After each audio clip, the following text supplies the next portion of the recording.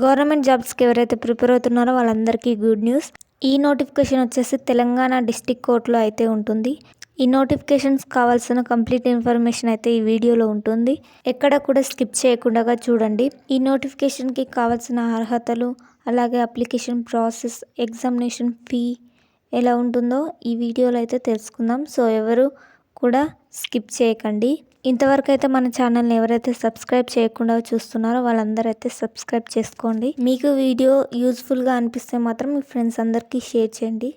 మెయిన్గా వచ్చేసి important dates. ఇందులో వచ్చేసి మన అప్లికేషన్ ప్రాసెస్ ఎప్పటి నుంచి స్టార్ట్ అవుతుందంటే ఈ మంత్ 24th నుంచి అయితే స్టార్ట్ అవుతుంది.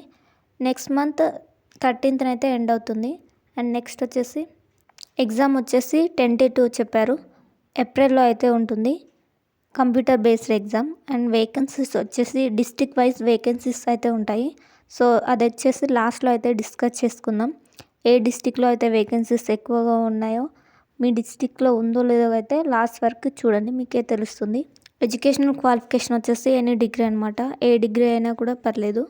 అండ్ నెక్స్ట్ వచ్చేసి ఏజ్ లిమిట్ వచ్చేసి మనకు 18 to 46 years మధ్యలో అయితే ఉండాలి.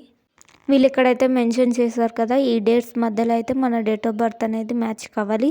సో రిజర్వేషన్ అనేది ఉంటుంది ఎస్సీ ఎస్టీ వాళ్ళకైతే +5 years. సో మీ కేటగిరీని బట్టి మీకు రిజర్వేషన్ అయితే ఇస్తారు. అండ్ నెక్స్ట్ వచ్చేసి ఎగ్జామినేషన్ ఫీ వచ్చేసి SC ST OBC EWS ex service man వాళ్ళకైతే 400 రూపీస్ అయితే పే చేయాల్సి ఉంటుంది.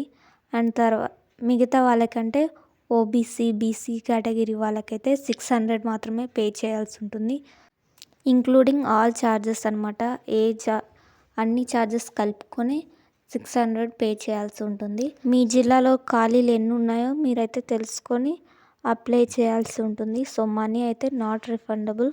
సో మీరైతే ఈ పాయింట్ని అయితే దృష్టిలో ఉంచుకోండి.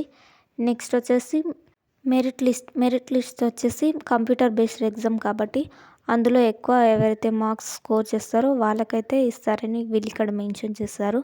అండ్ తర్వాత వచ్చేసి అందులో కూడా ఎక్కువ మార్క్స్ వస్తే మాత్రం ఏజ్ని బట్టి అయితే వాళ్ళు డిసైడ్ చేస్తామని చెప్తున్నారు. అండ్ నెక్స్ట్ వచ్చేసి ఇవన్నీ కూడా జనరల్ ఇన్స్ట్రక్షన్స్. సో వీటి గురించి ఏం పెద్దగా మనకు అవసరం లేదు. అండ్ లాస్ట్ వచ్చేసి మనకు డిస్టిక్ వైజ్ వేకెన్సీస్ అయితే తెలుసుకోవాలి. మన డిస్టిక్లో ఎన్ని వేకెన్సీస్ ఉన్నాయి, మన కేటగిరీలో ఎన్ని వేకెన్సీస్ ఉన్నాయో ఇప్పుడైతే తెలుసుకుందాం. ఆదిలాబాద్ వచ్చేసి ఓన్లీ ఒక్క పోస్ట్ మాత్రమే ఉంది. అండ్ భద్రాద్రి కొత్తగూడెం వచ్చేసి 2 మాత్రమే ఉన్నాయి. సో ఇక్కడ మీ కేటగిరీని అయితే చూసుకోవాలి. అండ్ నెక్స్ట్ వచ్చేసి హైదరాబాద్లో వచ్చేసి 2 వేకెన్సీస్, హన్మకొండ వచ్చేసి 1 వేకెంట్. అండ్ నెక్స్ట్ జోగులాంబ వచ్చేసి ఓన్లీ 2 వేకెన్సీస్, ఖమ్మం వచ్చేసి ఓన్లీ 1 వేకెంట్, కొమరంభీం ఆసిఫాబాద్ వచ్చేసి 2 వేకెన్సీస్ ఉన్నాయి. ఓసీలో అయితే ఈ వేకెన్సీ ఉంది. నెక్స్ట్ వచ్చేసి మహబూబాబాద్, ఇందులో వచ్చేసి ఓన్లీ 2 వేకెన్సీస్ అయితే ఉన్నాయి.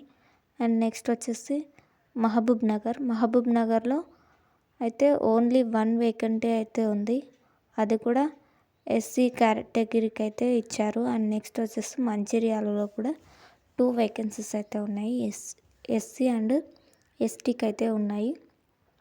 తర్వాత మెడ్చల్ అయితే చాలా 24 వేకెన్సీస్ అయితే ఉన్నాయి. సో ఇందులో అన్ని కేటగిరీ అయితే ఉన్నాయి. సో మీ డిస్టిక్ ఎక్కడ ఉంటుందో అక్కడైతే మీరైతే చెక్ చేయాల్సి ఉంది. సంగారెడ్డి 6 అయితే ఉన్నాయి. అండ్ సూర్యాపేట్, వికారాబాద్, వరంగల్. సో మీ కేటగిరీని బట్టి ఇక్కడ వేకెన్సీస్ ఉన్నాయో లేదో చెక్ చేసుకొని మీరైతే అప్లికేషన్ ప్రాసెస్ అయితే చేయాలి. సో అండ్ నెక్స్ట్ వచ్చేసి సూర్యాపేట్, సిద్దిపేట్ ఇలా వేకెన్సీస్ అయితే ఉన్నాయి. సో ఇంతవరకు అయితే మన వీడియోని చూసినందుకు thank you so much. Subscribe చేసుకోండి.